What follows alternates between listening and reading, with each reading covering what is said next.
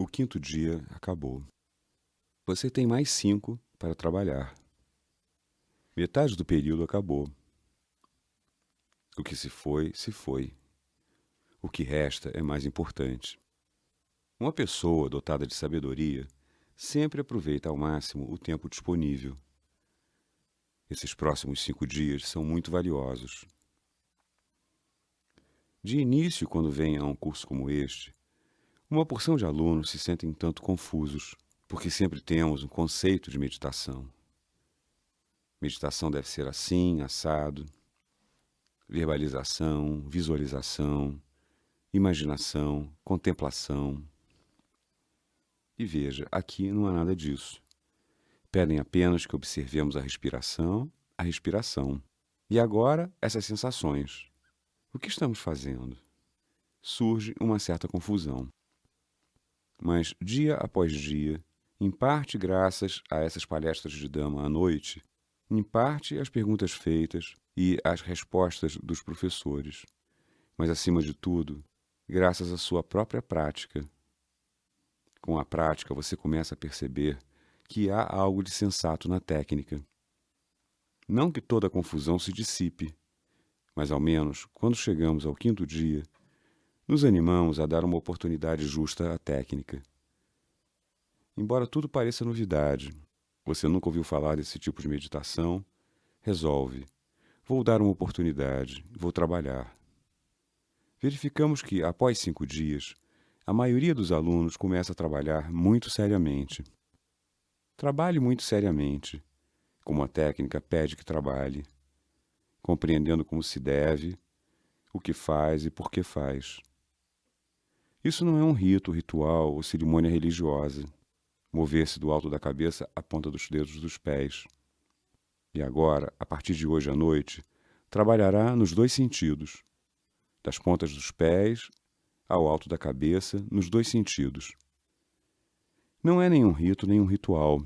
Não há um Buda acima das nuvens, com a ficha de cada aluno, controlando. Quantas voltas esse aluno fez? Senhor A, quantas voltas? Senhorita B, quantas voltas?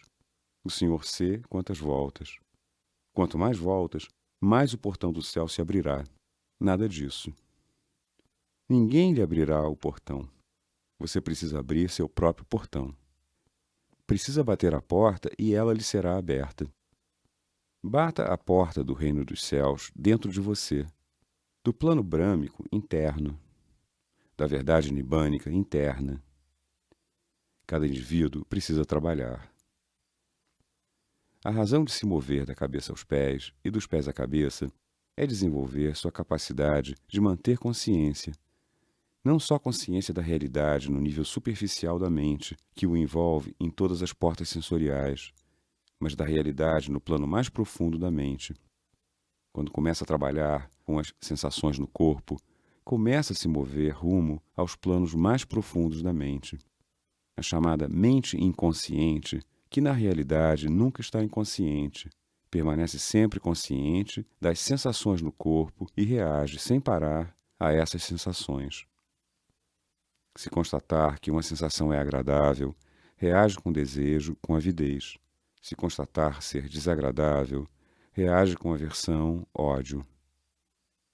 No nível mais profundo da mente, isso tornou-se o padrão habitual. E a mente sempre se deixa escravizar por esse padrão habitual cego. Seja o que for que se compreenda, no nível superficial da mente, para essa camada mais profunda da mente, nada significa. No plano intelectual, compreendemos que não devo gerar negatividade. Toda negatividade atrapalha minha própria paz, minha própria harmonia. Não vale a pena. Mas essa compreensão do intelecto não ajuda o nível mais profundo da mente. Existe uma grande barreira entre os dois. Já esta técnica o ajuda a quebrar a barreira. Seja o que for que se costumava sentir, no nível mais profundo da mente, sensação agradável, desagradável, agora é sentido pela mente toda. A mente inteira agora está desperta, desperta para a realidade das sensações do corpo. O que quer que fosse compreendido pelo plano superficial da mente, não reaja com negatividade. Agora é compreendido pelo nível mais profundo da mente. A barreira está sendo removida. Havia muitas técnicas em vigor na Índia há 25 séculos atrás, e aquele que se tornou o Buda antes de se tornar o Buda provou quase todas. Muitas delas tinham seus próprios méritos, eram benéficas. Mas ele verificou que as raízes das impurezas, que repousam no nível mais profundo da mente, nem sequer eram tocadas. Eliminá-las, então, era um sonho distante. Denominou essas raízes Anusaya Kilesa. Kilesa significa impurezas. Kilesa significa sofrimento. Anusaya significa sofrimento adormecido.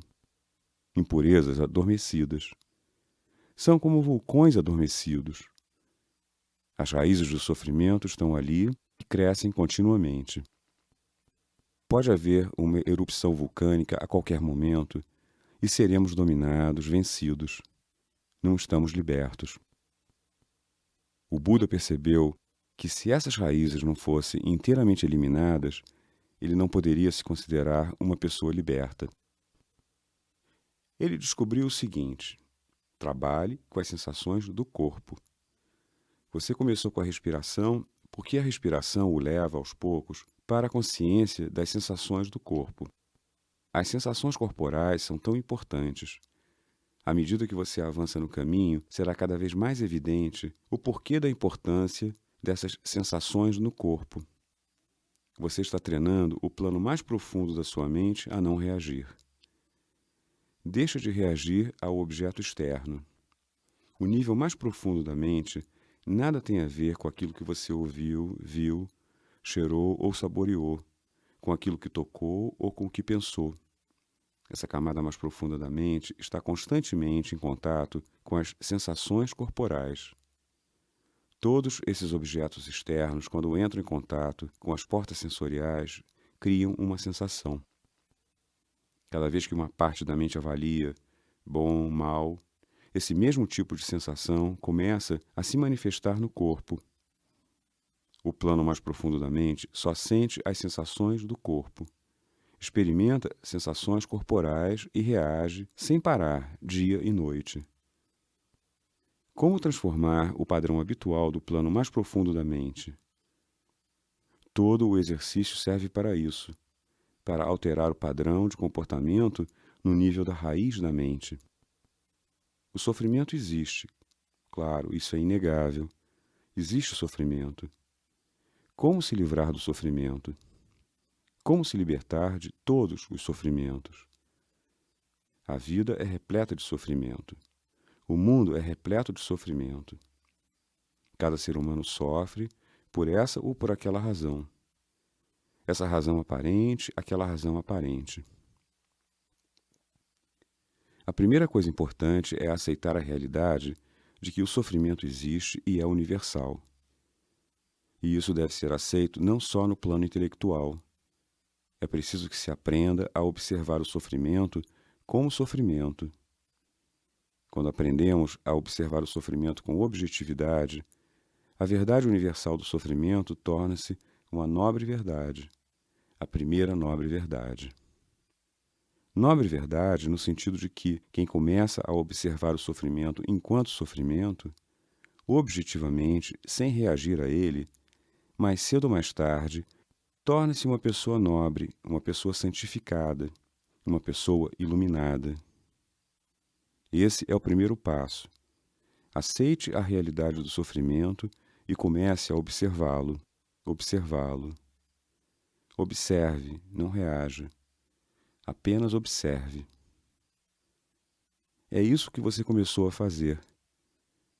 Pense no seu sofrimento ao sentar-se por 1 hora. Na primeira meia hora você ainda aguenta, mas logo começa o verdadeiro sofrimento. Ai, dor intensa, muita dor. Com esforço, aguenta mais 15 minutos. Então começa a verdadeira tortura. Que tortura! Tem gente que me procura e diz: Goenka-ji, o caminho todo é ótimo. A técnica é tão boa. Aprecio muito. E suas palestras noturnas, maravilha. Gosto muito. Mas elimine essa história de ficar sentado imóvel por 1 hora. Isso é loucura, tire isso. O resto todo é maravilhoso. Eu também gostaria de eliminar esta parte, mas não funciona. Você precisa enfrentar isso. Você precisa enfrentar isso. Após 45 minutos, quando se torna uma verdadeira tortura, cada minuto é como 1 hora. Passou 1 hora. 1 minuto, 1 hora. 1 minuto, 1 hora. Agora parece que passou 1 hora. Que pena, não posso abrir os olhos e espiar meu relógio.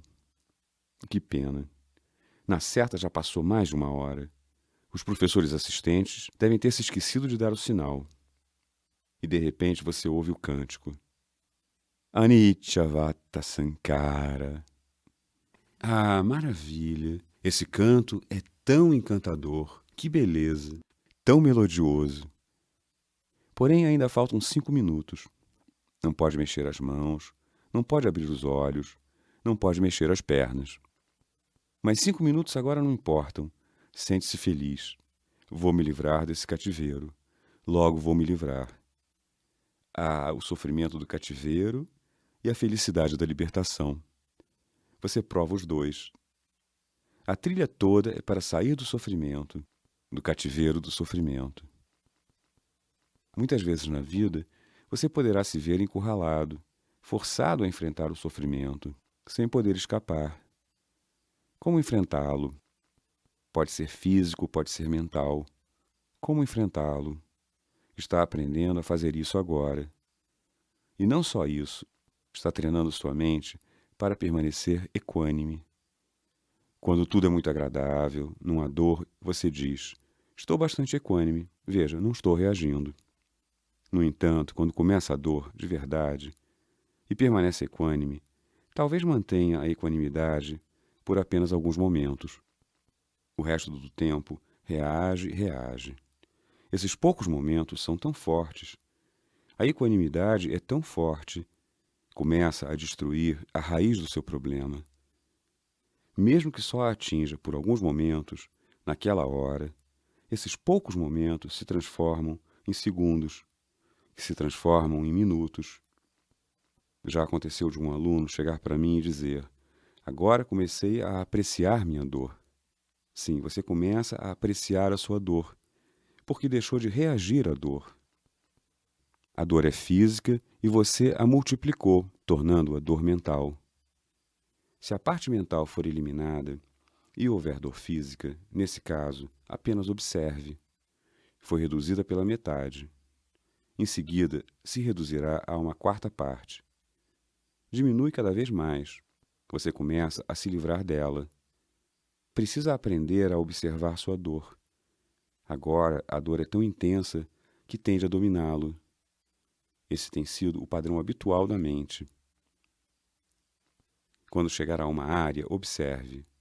Digamos que sinta uma dor intensa em determinada área. Você examina, como um médico que vem e examina. O médico não sente dor, apenas examina. Aqui a dor é mais intensa, onde é menos intensa. Você também examina assim. Não se identifique com a dor. Dor é dor. Há uma dor. E daí? Agora você trata de observá-la. Vou localizar o centro dessa dor. Até onde essa dor se espalha? Ah, aqui está mais forte, sinto mais dor. Aqui diminui, menos dor. Aqui já não sinto dor. Dessa maneira você divide a área, disseca. Na próxima volta, observe de novo. Verá que, além da dor, há algo mais, talvez pressão. Então começa a dividir e a dissecar a área quanto à pressão. Aqui é o centro da pressão. Há mais pressão aqui, menos pressão ali. Menos aqui. Agora passou. Desse modo, divide a área. Pode chegar a um estágio onde verifica que, além da dor, há calor, talvez pulsação. Chegará a um estágio em que verifica haver, apesar da dor intensa, uma corrente vibratória que percorre o corpo todo. Uma vez alcançado esse estágio, A dor já não é dor para você. Deixa de ter o poder de dominá-lo. Não espere que isso ocorra amanhã de manhã. Leva tempo, leva tempo. Mas aprenda a observar. A maior parte do tempo estará reagindo por ser esse o seu velho padrão habitual. Mas haverá alguns momentos em que não reagirá. Nesses momentos, quando não reage, o sofrimento torna-se uma nobre verdade, a primeira nobre verdade. Você está observando o sofrimento objetivamente. À medida que aprender a observar o sofrimento objetivamente, se aprofundará cada vez mais no plano da experiência. Está se aprofundando para chegar à segunda nobre verdade, a causa profunda do sofrimento. No plano superficial, todos dizem: sofro devido a uma causa externa. Fulano disse alguma coisa que me desagradou, fiquei infeliz. Beltrano fez alguma coisa que me desagradou, fiquei infeliz. Ou algo desejável deixou de acontecer e fiquei infeliz. Todas essas são causas externas. São reais, mas no plano muito aparente, muito superficial. Sem entender a verdadeira causa interna, insistimos em utilizar toda a nossa força, toda a nossa energia para consertar fatores externos. Isso não é possível. Não podemos mudar os outros. Você pode continuar tentando, mas mesmo que uma pessoa se transforme, o que nos garante que outro alguém não irá aparecer e agir contra você? Isso acontece repetidamente. Pela vida fora, coisas desejadas podem acontecer, coisas indesejadas podem acontecer. É mais fácil acontecerem coisas indesejadas. É preciso enfrentar tudo isso. Precisa ir mais fundo para descobrir a verdadeira causa do seu sofrimento. Esta técnica o ajuda a se aprofundar e descobrir a verdadeira causa. O sofrimento não é externo. Só os objetos sensoriais são externos. O sofrimento começa lá dentro. Quando o sofrimento começa no nosso interior, é preciso que exista uma causa interna que nos torne infelizes. À medida que se aprofundar cada vez mais, começará a entender isso. Não só por causa dessas palestras, não porque leu umas escrituras ou livros, ou porque intelectualizou a realidade. Nada disso. Com a sua própria experiência, começa a entender. Esta é a causa profundamente enraizada do meu sofrimento. Você começa a observar essa causa profundamente enraizada. A segunda nobre verdade, a causa do sofrimento. Quando essas duas verdades são percebidas, o trabalho é facilitado. Por exemplo, alguém adoece e vem o médico. A primeira tarefa importante do médico é descobrir qual doença o acomete. O médico que não consegue fazer o diagnóstico certo não poderá curar o paciente. Então, a primeira tarefa, qual a doença? E a segunda, qual a causa da doença? Não bastam os sintomas. Se o médico se limitar a lidar com os sintomas no nível superficial, não há cura possível. É preciso descer ao fundo. Se a causa, a verdadeira causa da doença, for localizada, o trabalho será facilitado. Você descobre como erradicar a causa. Uma vez erradicada a causa, a doença é erradicada. Assim, através dessa técnica, você observa a verdadeira causa do sofrimento e aprende a erradicá-lo. Uma vez erradicada a verdadeira causa do sofrimento, surge a terceira nobre verdade. Agora acabou o sofrimento. Logo, o que se manifesta é todo o processo de como você se aprofundou e eliminou a causa do seu sofrimento, eliminou o sofrimento em si, a quarta nobre verdade. Todas essas quatro devem ser não só intelectualizadas. Claro que é preciso entendê-las no plano intelectual. No entanto, todas precisam ser experimentadas no plano da realidade. Só então é que a técnica começará a ajudá-lo. E é isso que você começou a fazer. a se aprofundar cada vez mais. Contudo, você apenas começou. Há dor, há sofrimento. Há dor porque estou sentado por tanto tempo. Com o tempo entenderá que a dor aparece porque você faz com que essa dor física seja também dor mental. Quando aprender a apenas observá-la, a dor se reduzirá. E quando continuar a observar, começará a se livrar dela. O que ocorre? Por que há tanto sofrimento por toda parte? Torna-se cada vez mais claro que isso se deve ao desejo. Desejo. Você quer avidamente que algo aconteça segundo o seu desejo, e isso não ocorre. Você deseja com avidez se livrar de algo que o desagrada. Isso não ocorre. Desejo. Você gera um tremendo apego a esse hábito de gerar desejo. Esse fato se torna cada vez mais evidente quando se aprofunda cada vez mais. A lei que vigora dentro de si também vigora fora de si. A lei é a mesma, ela não muda. Existe sofrimento e fica evidente que, veja, a vida começa com sofrimento. Ingressamos no campo do sofrimento desde que nascemos. Temos um desejo. Logo, esse desejo se transforma em avidez, apego, e ficamos muito agitados. Uma criança chora. Quero leite, quero água. Ela chora por ser essa a única linguagem que a criança conhece. Daí em diante, à medida que crescemos, acontece essa ou aquela coisa indesejada. Deixa de acontecer essa ou aquela coisa desejada. Entrar na vida é dukkha. Na língua daqueles dias diziam: Jati Pidukkha. o nascimento, a vida, o início da vida significa ingressar no campo de dukkha. Quando estamos crescendo, temos uma doença ou outra. E quando entramos em contato com a doença, nos sentimos tão infelizes. Essa doença é tão ruim, posso suportar qualquer outra doença, menos essa. Porque não está com nenhuma outra doença. Que doença será agradável? Toda doença é sofrimento. Sofrimento, sofrimento. Vyadhi Pidukkha. Estamos sempre tendo contato com essa doença ou aquela.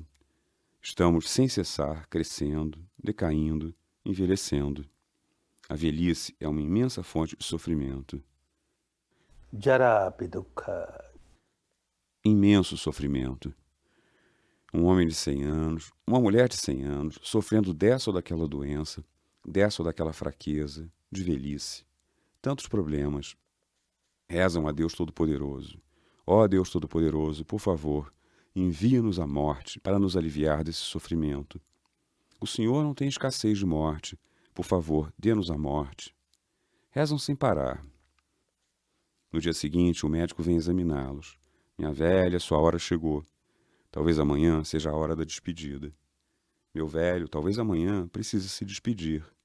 E os velhos exclamam: ah, não, não, doutor, rezei errado, não quero morrer. Preciso ver meu filho, meu neto, meu bisneto. Preciso fazer isso e aquilo.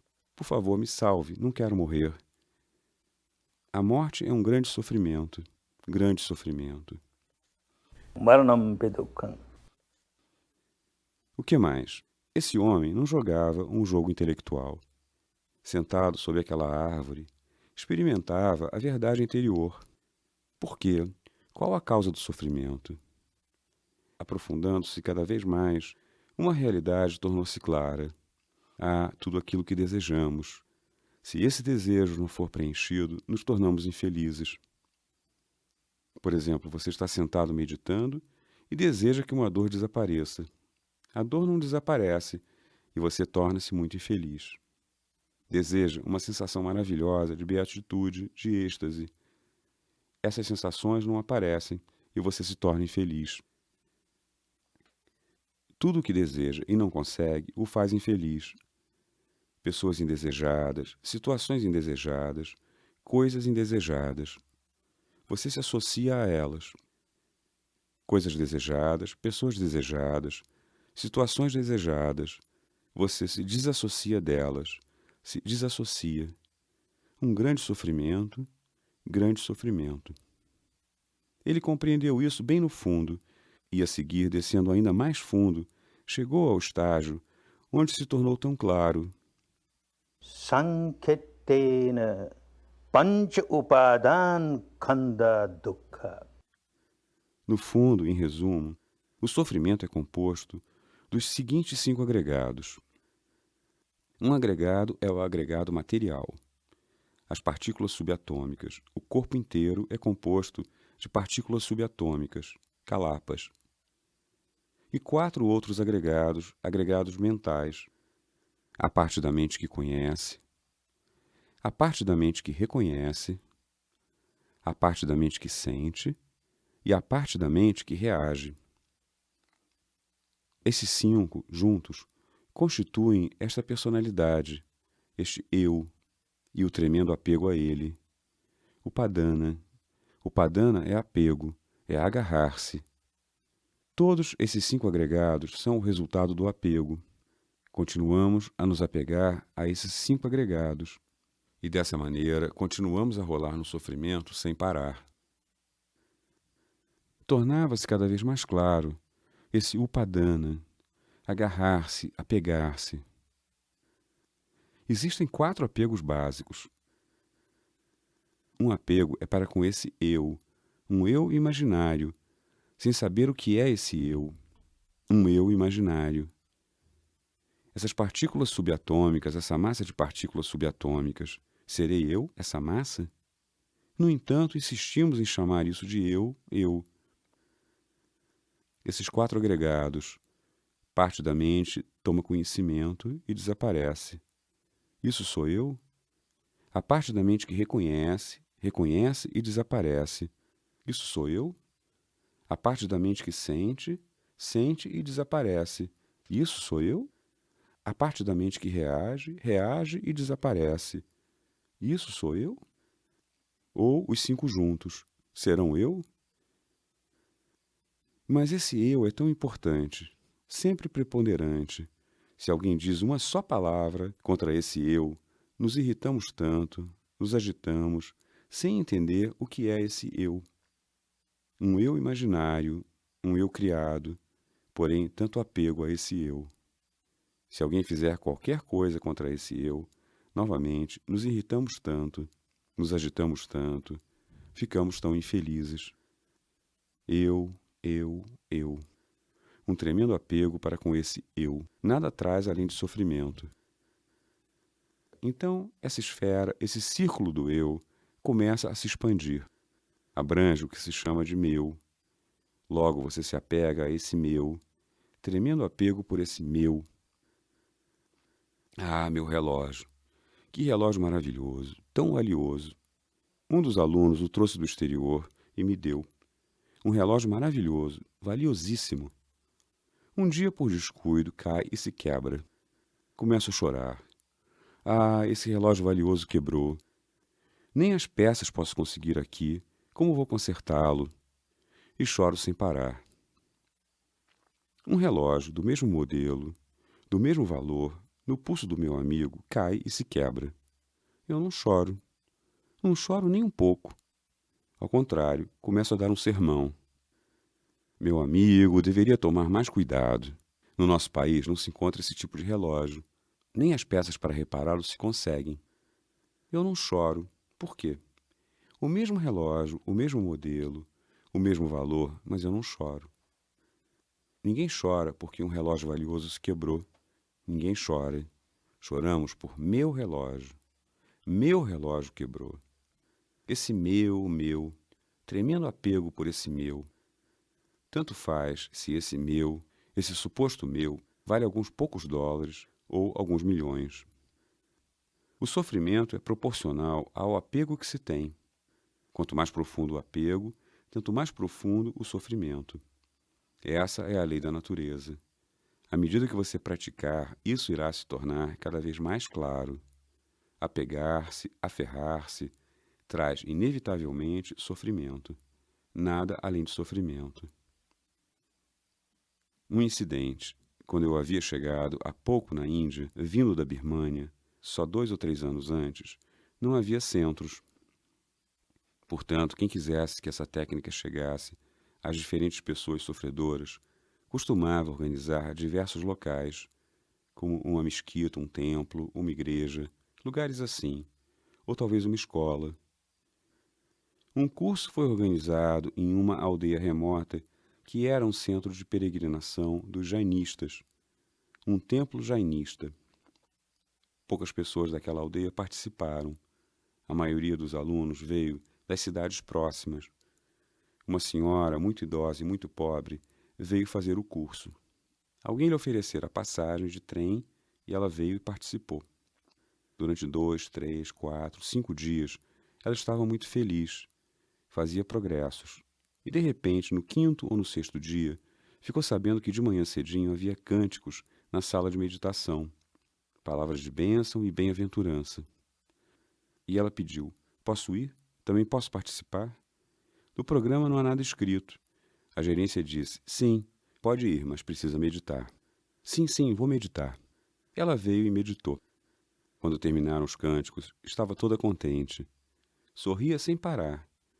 Foi até seu dormitório e, quando lá chegou, começou a gritar muito alto. As pessoas acudiram.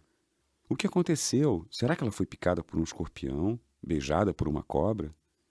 O que houve com a velha senhora? Ela não respondia, chorava sem parar. Após algum tempo, soluçando, explicou. Trouxe comigo uma bolsinha de pano. Nessa bolsinha havia 20 rúpias. Menos de $1 no câmbio de hoje. 20 rúpias. A poupança de minha vida toda estava nessa bolsa. E 60 anos atrás, quando me casei, no meu dote, veio uma joia de prata. Essa joia também estava na bolsa. E quando vim para esse curso, me deram um doce seco. Isso também estava na bolsa. Quando medito, guardo debaixo das minhas pernas. Quando durmo, coloco debaixo do travesseiro. Hoje cedo, quando fui à sala de meditação, deixei no quarto. Alguém pegou. Ah, fui roubada. Toda a minha poupança sumiu. Chorava sem parar. As pessoas diziam 20 rúpias em dinheiro e nem 20 rúpias da joia de prata. Digamos 40 ou 50 rúpias. Não chore, senhora. Nós lhe daremos 50 rúpias. Pode continuar com a sua meditação. Sua meditação está indo tão bem. Ela chorava. Pensaram, melhor reunir algum dinheiro e lhe entregar. Só então esse choro vai ter fim. Fizeram a coleta. Em vez de 50, conseguiram 100 rúpias. Ficaram muito contentes. Agora a velhinha vai parar de chorar. Foram e lhe ofereceram o dinheiro. Ela jogou fora o dinheiro. O que vou fazer com esse dinheiro? A joia de prata era parte do meu dote. Onde eu vou achar essa joia? Agora sumiu. As pessoas continuaram a procurar, mas não conseguiam encontrar. Depois, naquela mesma noite, alguém avistou um macaco sobre uma árvore com a bolsa, tirando o doce e comendo. As pessoas correram atrás do macaco, apanharam a bolsa e lhe devolveram a joia de prata. Ela parou de chorar. Desejo. Tanto faz se for por algo de 20 rúpias ou de 20 milhões. Quanto maior for o apego, quanto mais nos aferramos, maior será o sofrimento, maior a infelicidade. Eu, meu. O fato de usar ou não essas palavras tanto faz. Mas esse eu, meu, e seu apego a eles, isso é repleto de sofrimento. Repleto. Recordo outro incidente, de novo, em uma aldeia remota no norte da Índia. Um monge muito erudito participou. Após 5 ou 6 dias, ele me procurou. Goenka-ji, entre 12:00 e 1h, o senhor dá entrevistas aos alunos. Só 10 minutos. Naquela época havia menos alunos, por isso eu costumava dar 10 minutos para cada. 10 minutos para os chefes de família. Que perguntas podem ter? Até 10 minutos é demais para eles. Eu sou monge, sou recluso. Tenho tantas perguntas. Por favor, conceda-me meia hora. Respondi. Venerável, o senhor vai querer falar de filosofias e coisas assim, que não me interessam. Não posso lhe dar esse tempo. Ah, não, Goenka-ji. Nos últimos 5 dias entendi que todas essas discussões filosóficas são inúteis. Irei falar somente da técnica. Sobre a técnica? Para que meia hora para falar sobre a técnica? Ah, por favor, me dê meia hora. Tudo bem, vou dar um jeito. Venha. E veio. Durante 2, 3, 5 minutos, falou sobre a técnica. E de repente mudou de assunto. Goenka-ji, naquela grande cidade, a cidade dele, seu mosteiro. Meu mosteiro? Mosteiros são sempre para monges, não para chefes de família. Eu sou um chefe de família, como posso ter um mosteiro? Goenka-ji, procure entender. Seu mosteiro. Venerável, não posso ter mosteiro. Sou um chefe de família, pai de família, e trago comigo uma prova evidente disso. Minha mulher senta-se ao meu lado quando ensino. Como posso ter um mosteiro? Ele insistia. Goenka-ji, seu mosteiro, seu mosteiro. E a seguir disse, Goenka-ji, no seu mosteiro, seu elefante. Meu elefante? Do que falava? Então, de repente, entendi. Estava na Índia. Índia, um país maravilhoso, imenso, com tantas tradições. Existe uma forte tradição, uma crença segundo a qual, durante a vida toda, não se podem usar as palavras sujas, eu e meu. Não usam. Quando precisam dizer eu, dizem você. E quando precisam dizer meu, dizem seu. Ah, entendo. Sim, venerável, meu mosteiro, meu elefante. Prossiga, o que houve? Aqui estava um recluso que renunciara a tudo. Construiu um mosteiro no meio da cidade, sem o aval do conselho municipal. Agora a prefeitura ameaçava destruir o mosteiro. Além disso, não era permitido manter um elefante no centro da cidade. Então ordenaram que fosse removido. Ele, de alguma forma, soube que o prefeito da cidade tinha estado na Birmânia e fora meu hóspede. Por isso, Goenka-ji, só algumas poucas palavras suas e seu mosteiro estará salvo. Seu elefante será salvo. Ele não utilizou a palavra eu, não usou a palavra meu, mas tinha um tremendo apego. Apego traz inevitavelmente sofrimento, nada além de sofrimento. Quanto mais profundo o apego, tanto mais profundo será o sofrimento. Não haveria sofrimento algum se eu desenvolvesse apego por esse eu, e esse eu fosse eterno. Ou se me apegasse a esse meu, e esse meu fosse eterno. O problema é que nem o eu, nem o meu são eternos. Tudo aquilo que chamo de meu desaparece e eu nada posso fazer. Ou mesmo se permanecesse, o chamado eu desapareceria e nada poderia fazer. Um apartar-se, uma separação é inevitável, e isso traz tanto sofrimento. Onde há o aferrar-se, onde há apego, o sofrimento é imenso. Há outro apego que se desenvolve. O principal apego é esse eu que se transforma em meu. E então, meus pontos de vista, minha filosofia, meu dogma, minha crença, minha religião, minha tradição. Desenvolvemos um enorme apego pelos nossos pontos de vista, sem entender que estamos usando óculos de lentes coloridas. E o apego é pela cor das lentes. Se usar lentes vermelhas, para mim, tudo parecerá vermelho. Outra pessoa usa lentes verdes. Para ele, tudo é verde. Ficamos brigando. Eu não consigo convencê-lo de que tudo é vermelho. Ele não consegue me convencer de que tudo é verde. Brigamos, podemos partir a cabeça um do outro. Mesmo assim, não nos entendemos. Por causa do apego. E o apego é pela cor. Não vemos as coisas tal como são. Esse imenso apego traz tremendo sofrimento. E, em certos casos, existe apego a ritos, a rituais, a cerimônias. Já vi, não aqui no Ocidente, mas lá no Oriente, o apego que se desenvolve aos ritos e aos rituais diários. As pessoas vêm a um curso de Vipassana e dizem: por que manda parar com esses ritos, rituais? Dê-me apenas 15 minutos, termino meu rito e depois venho meditar. Não concordamos e isso os deixa muito agitados. Mais tarde, claro, começam a entender a razão disso, mas no início, por causa do apego, há sofrimento. Esses 4 apegos profundos nos deixam tão infelizes, tão infelizes. O Buda foi mais fundo. Por que, afinal, existe apego? E isso se torna cada vez mais claro.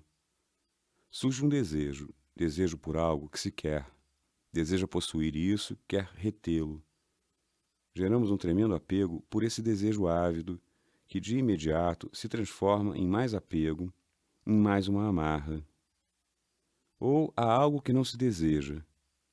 Queremos nos livrar disso, mas não conseguimos. O desejo se transforma em apego, em uma amarra, e começa o sofrimento.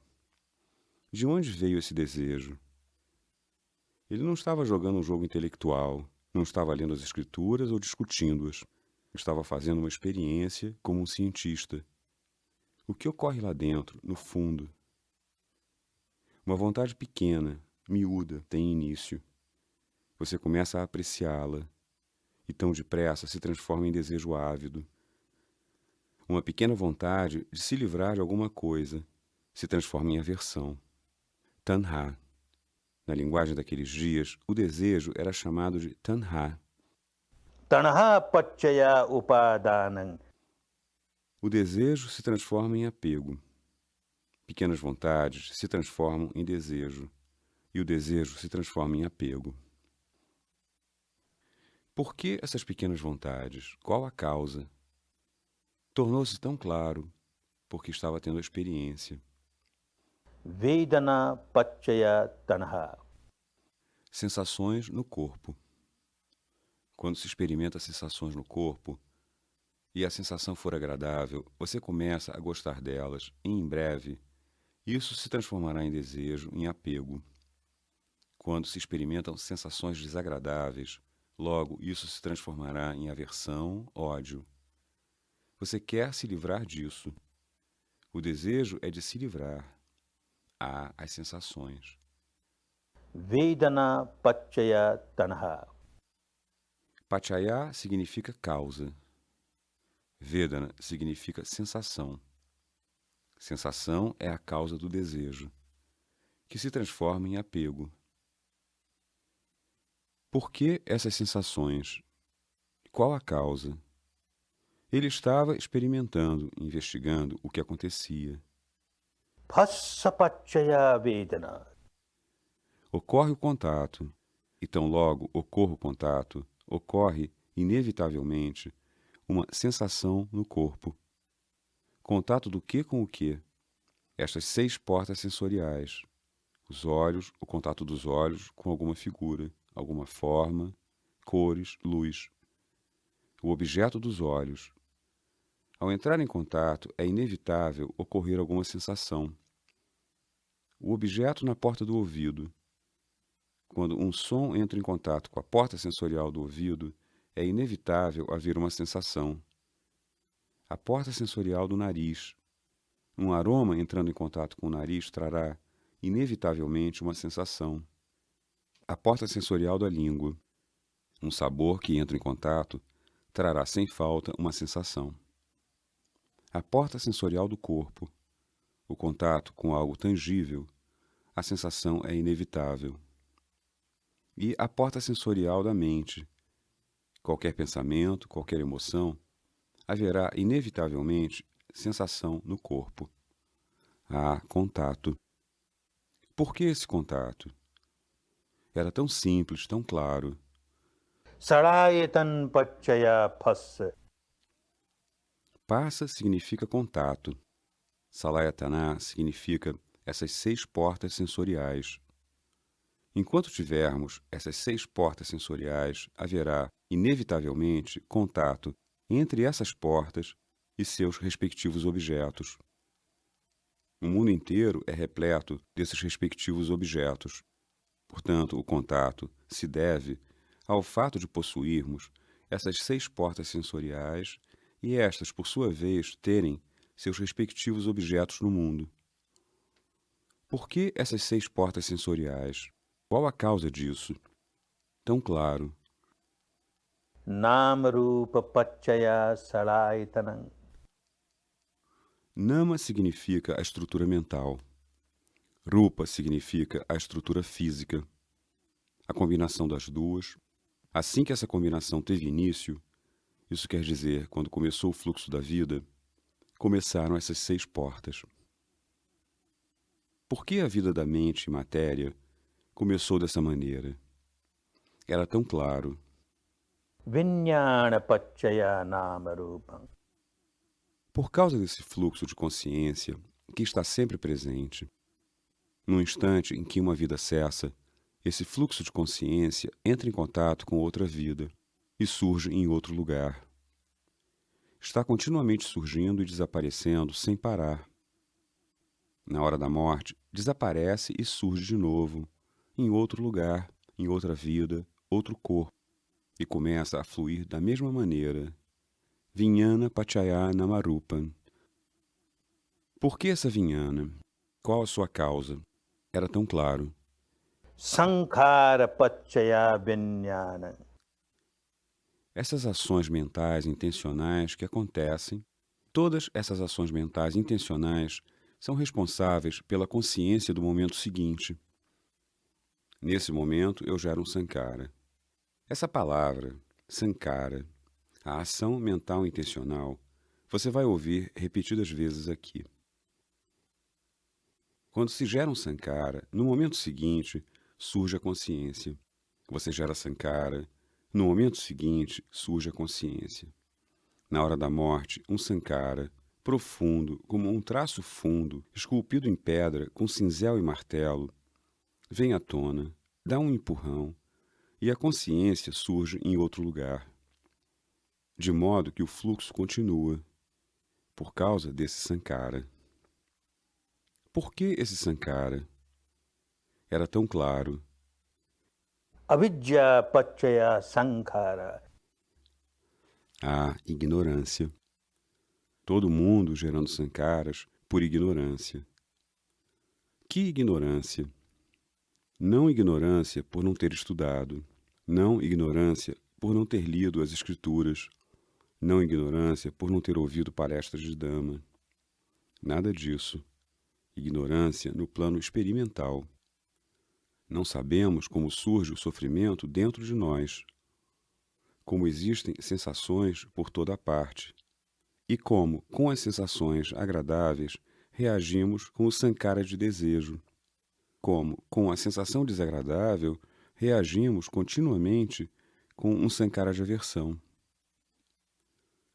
Todo esse processo continua, lá no fundo, e na superfície não sabemos nada do que ocorre. Esse processo de multiplicação, gerando sofrimento, multiplicando o sofrimento, gerando sankharas, multiplicando sankharas. Ah, é tudo por causa da ignorância, da ignorância. Todo o encadeamento tornou-se tão claro. Cada elo dessa corrente ficou tão evidente. Avidya Paccaya Sankhara. Devido à ignorância, geramos sankharas. Sankhara Paccaya Vijnana. Devido ao sankhara, existe vijnana, a consciência. Vijnana Paccaya Nama Rupam. Devido a essa consciência, começa uma nova vida de mente e matéria. Nama Rupa Paccaya Saraitanam. Com essa mente e matéria, surgem as 6 portas sensoriais. Sarayatan Paccaya Phassa. Por causa disso, ocorre o contato. Phassa Paccaya Vedana. Devido ao contato, existe a sensação. Vedana Paccaya Tanha. Devido à sensação, existe o desejo. Tanha Paccaya Upadanam. Esse desejo se transforma em apego, em dependência profunda. Upadan Paccaya Bhava. Por causa desse profundo apego ao desejo, começa o processo de bhava. Bhava significa o fluxo da vida. A vida flui sem parar, se fortalece. Cada vez que uma vida chega ao fim, esse bhava, o sankhara que for muito profundo é chamado de bhava sankhara. Esse bhava é responsável por dar uma nova vida. Assim, o processo de vir a ser continua. Não cessa ao final da vida. Continua. Bhav Pachaya Jati. E por causa desse processo de vir a ser, de tornar-se, mesmo após a morte, a nova vida, Jati, começa. Acontece uma nova vida, um nascimento. E quando se nasce, Jati Pachaya Jara Maranam Shok Paridev Dukha Domanasupayasa Sambhavanti. a Vedana virá, necessariamente, enquanto estivermos vivos. As coisas vivem entrando em contato com essa ou aquela porta sensorial.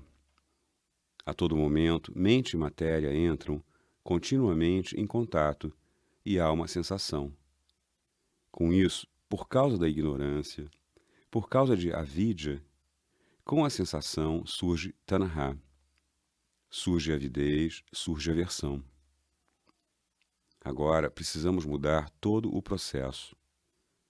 A sensação estará presente, mas com a sensação surgirá a sabedoria, a realidade, a característica.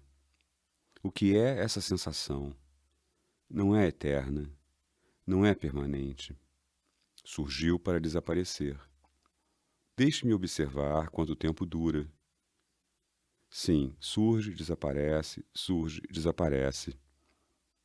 Por mais desagradável que seja uma sensação, ela irá necessariamente desaparecer. Por mais agradável que seja uma sensação, ela irá necessariamente desaparecer. Inútil reagir. Para que reagir a alguma coisa que, pela própria natureza, é efêmera? Isso não faz sentido, não adianta nada, é inútil. Torna-se cada vez mais claro que, ao chegar ao estágio em que se experimenta sensações e não se reage a elas, todo o processo da multiplicação do sofrimento é modificado. O processo de libertação tem início. Ele descobriu que a sensação é a encruzilhada de onde partem duas estradas. Uma estrada é Dukkha Samudaya Gamini Patipada. uma estrada repleta de sofrimento. Você gera sofrimento continuamente, porque com cada sensação continua a reagir. Experimenta uma sensação a todo momento e a todo momento reage. Portanto, é um processo de multiplicação do sofrimento. Contudo, nessa mesma encruzilhada, nesse próprio ponto da sensação no corpo, você poderá escolher a estrada que leva à libertação. Dukkha Nirodha Gamini Patipada. Todo o seu sofrimento será erradicado, porque agora, quando experimenta alguma sensação, não reage. Apenas compreende. Anicca, a impermanente. É isso que começou a fazer. A primeira coisa importante é permanecer consciente das sensações e, uma vez consciente delas, não reagir. Toda sensação deve ser transformada em panya. Isso significa vidya. Vedana Pachaya Panya. Cada sensação precisa se transformar em sabedoria. Nenhuma sensação deve se transformar em tanha, desejo e aversão. Essa é a trilha da libertação que você escolheu. Descer mais fundo, ao plano da sensação e não reagir. É aqui que toda a cadeia se rompe. Você verifica que toda a cadeia é rompida porque agora não há mais avidya, ignorância.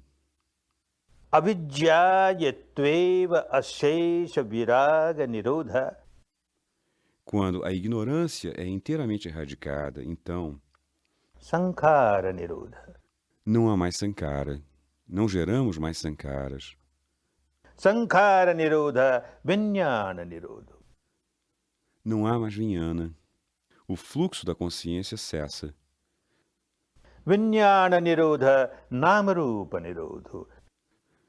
Não há mais fluxo de mente e matéria. Namarupa Nirodha Sarayatan Nirodha. Não há mais as 6 portas sensoriais. Salaytan Nirodha, Phassa Nirodho, Não há mais contato. Phassa Nirodha, Vedana Nirodho, Não há mais sensação. and Vedana Nirodha, Tanha Nirodho, Não há mais desejo. Tanha Nirodha, Upadan Nirodho, Não há mais apego. Upadan Nirodha, Bhav Nirodho, Não há mais o processo de vir a ser, tornar-se. Bhav Nirodha, Jati Nirodho, Não há mais novo nascimento. and Jati Nirodha, Jara, Maranam, Shok, Paridev, Dukh, Domanasupayasa, Nirujhanti. Todos os sofrimentos que automaticamente seguem o nascimento desaparecem. Tudo isso é fácil de entender. Podemos aceitar no plano do intelecto, mas não ajuda. Precisamos praticar. Precisamos ir ao fundo, onde há sensações, e evitar reagir.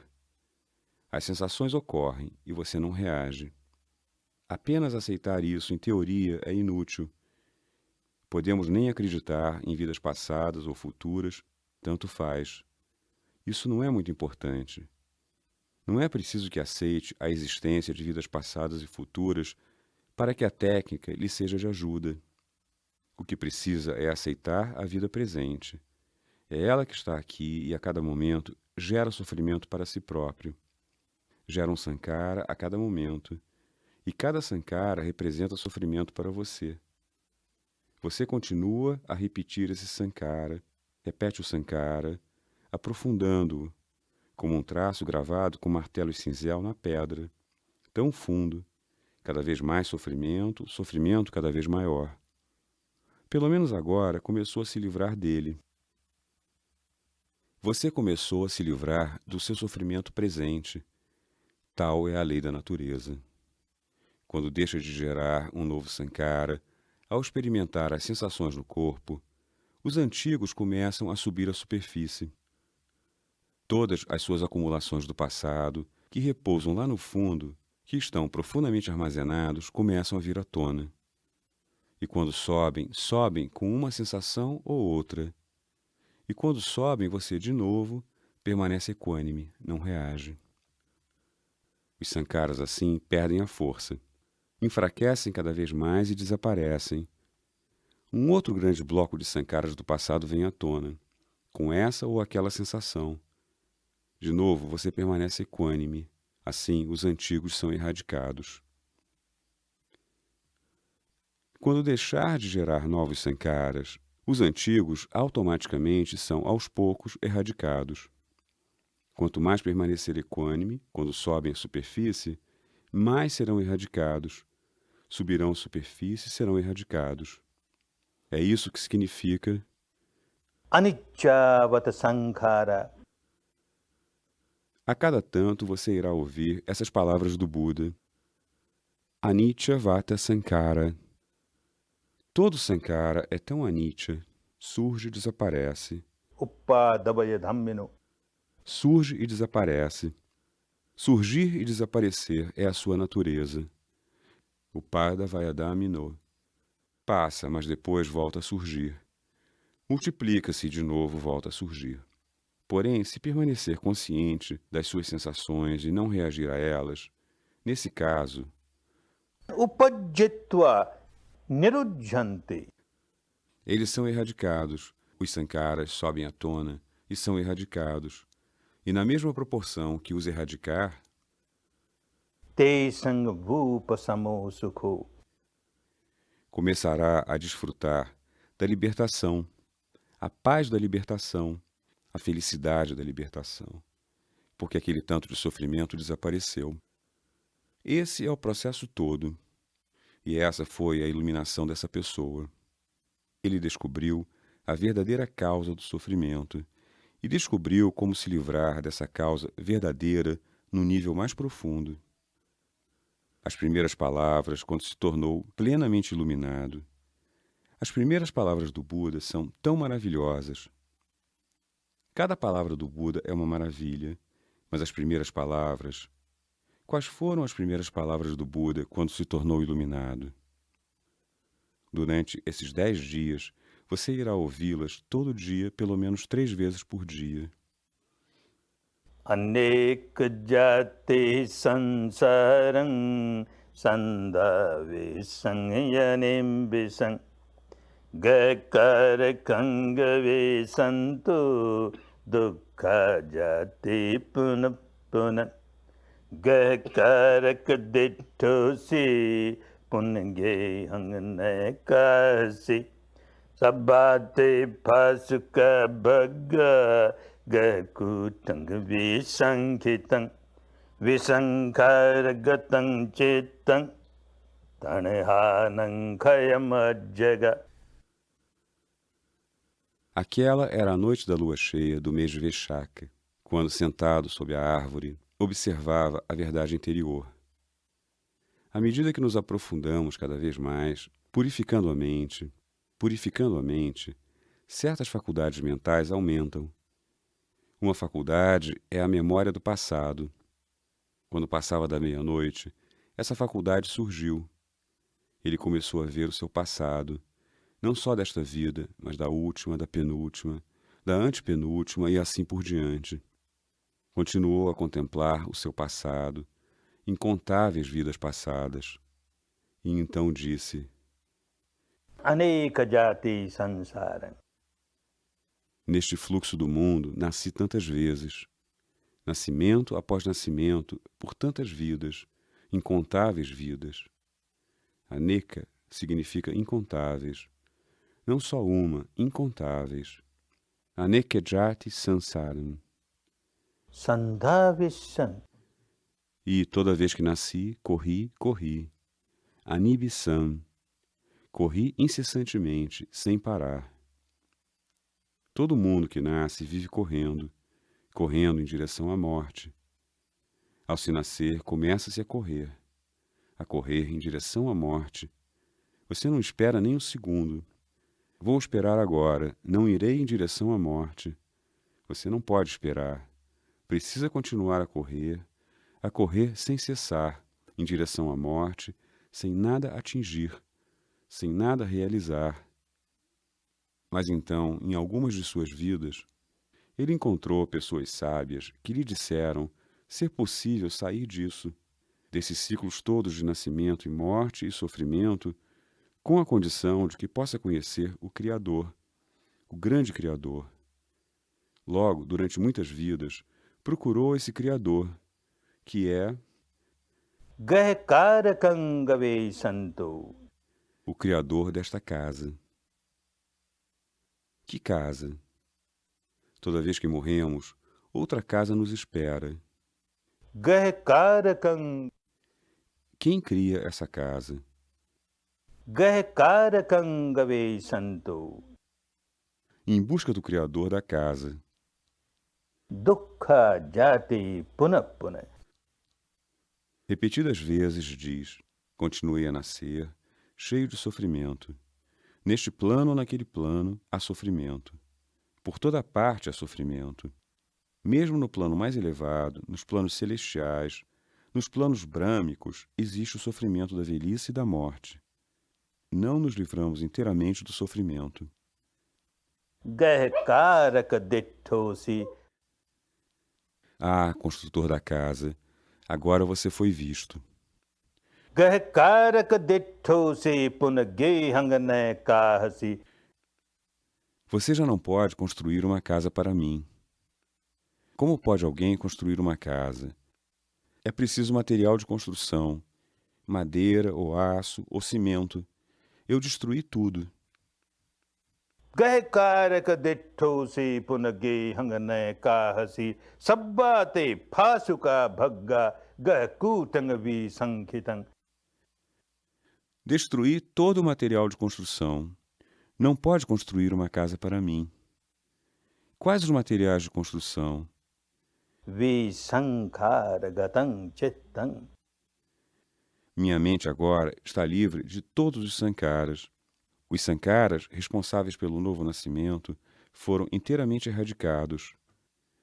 visankaragatam chittam tanahanam khayamajjaga. E o desejo foi desenraizado. Não há mais um traço de desejo. Logo, não há mais novos sankaras. Os velhos sankaras foram todos erradicados. Já não gero mais novos sankaras. Esse é o estágio da plena libertação. Qualquer um pode alcançar esse estágio, mas para isso precisa trabalhar. Não se alcança esse estágio só desejando nem rezando. Não é por milagre que nos libertamos. Precisamos trabalhar. Cada indivíduo precisa trabalhar, e trabalhar com muita seriedade. Nestes 10 dias, você irá receber a técnica que mostra como trabalhar, como descer às profundezas da mente, onde dia e noite continua a gerar sankaras. Dia e noite há um sankara de desejo ou de aversão. Como pode transformar esse padrão habitual, a não ser que comece a sentir as sensações? Havia muitas técnicas de meditação no tempo do Buda, antes do Buda e depois do Buda. Mas esta foi a contribuição do Buda, a descoberta do Buda, que você não pode se livrar do seu sofrimento. Todo o processo do sofrimento permanece inalterado, a não ser que alcance o ponto onde são gerados os sankaras, onde o desejo é gerado, e são gerados no nível das sensações. Pode chamar isso de vipassana, pode chamar isso do que quiser. Qualquer meditação que trabalhe com as sensações do corpo e nos ensine a permanecer equânimes com as sensações do corpo é uma meditação de libertação. Somos muito afortunados por termos entrado em contato com uma técnica de meditação como esta, e muito afortunados por termos recebido a inspiração para trabalhar com ela, para trilhar o caminho. Claro, é um longo caminho, mas por mais longo que seja, mesmo um caminho de 10.000 quilômetros começa com o primeiro passo. Você deu o primeiro passo, e aqueles que não deram nem o primeiro passo no caminho correto, não podemos esperar que alcancem o objetivo final. Aqueles que deram o primeiro passo têm toda a possibilidade de dar o segundo, o terceiro, e passo a passo, será inevitável alcançarem o objetivo final. Aproveite os 5 dias que restam. Aprenda a caminhar na trilha. Quanto maior o trecho que percorrer na trilha, tanto mais terá alterado o padrão habitual da sua mente.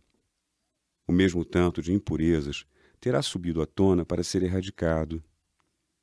Digamos que esteja carregando uma carga de 100 toneladas na cabeça. Se eliminar só 1 tonelada, ótimo, volta com apenas 99, livrou-se de uma. Se eliminar 10 toneladas, e assim 20, 50, 90 toneladas, quem sabe? Elimine o máximo que puder e volte para casa mais leve. O principal é aprender a técnica, aprender a eliminar o peso da sua cabeça.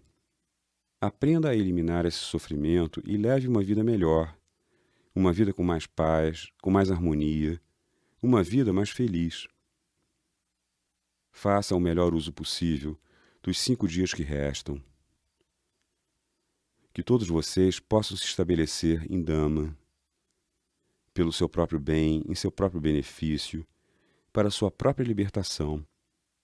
Libertação das amarras, das correntes de sankaras, para desfrutar da verdadeira paz, verdadeira harmonia, verdadeira felicidade. Paz verdadeira a todos vocês. Harmonia verdadeira a todos vocês. Felicidade verdadeira a todos vocês. Bhavat